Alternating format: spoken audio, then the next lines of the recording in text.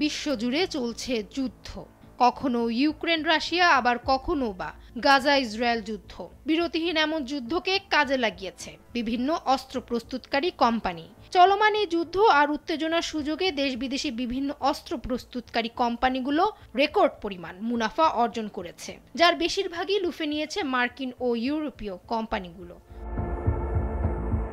Stockholm international piece research institute SIPRI এর সাম্প্রতিক এক প্রতিবেদনে উঠে আসে, গাজা ও ইউক্রেন যুদ্ধের পাশাপাশি বিশ্বের বিভিন্ন প্রান্তে ভূরাজনৈতিক উত্তেজনার কারণে বিশ্বজুড়ে অস্ত্র বিক্রি ও সামরিক ব্যয় বৃদ্ধি পেয়েছে। সংবাদ মাধ্যম আল জাজিরা এ তথ্য প্রকাশ করে।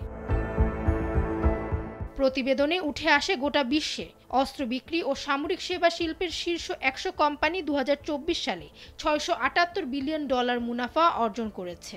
তালিকার শীর্ষে যুক্তরাষ্ট্র এবং ইউরোপিয়ান কোম্পানিগুলো থাকলেও যুদ্ধের সুযোগ হাতছাড়া করেনি কেউই। এশিয়া ও ওশেনিয়ার অঞ্চলে কোম্পানিগুলো সাম্প্রতিক সময়ে অস্ত্র বিক্রি করে ভারী মুনাফা অর্জন করেছে, যার মধ্যে শীর্ষে রয়েছে চীনা কোম্পানিগুলো।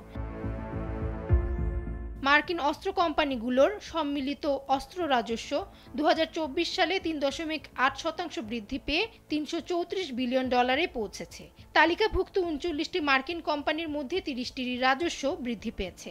অন্যদিকে রাশিয়া বাদে ইউরোপের 26টি কোম্পানি ইউক্রেনের জন্য গোলাবারুদ তৈরি করে রাজস্ব 193% বাড়িয়ে $3.6 বিলিয়ন উন্নীত করেছে।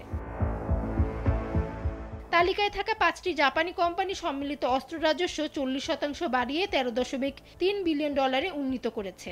অন্যদিকে 4টি দক্ষিণ কোরিয়ান কোম্পানির রাজস্ব 31% বৃদ্ধি পেয়ে $14.1 বিলিয়ন পৌঁছেছে।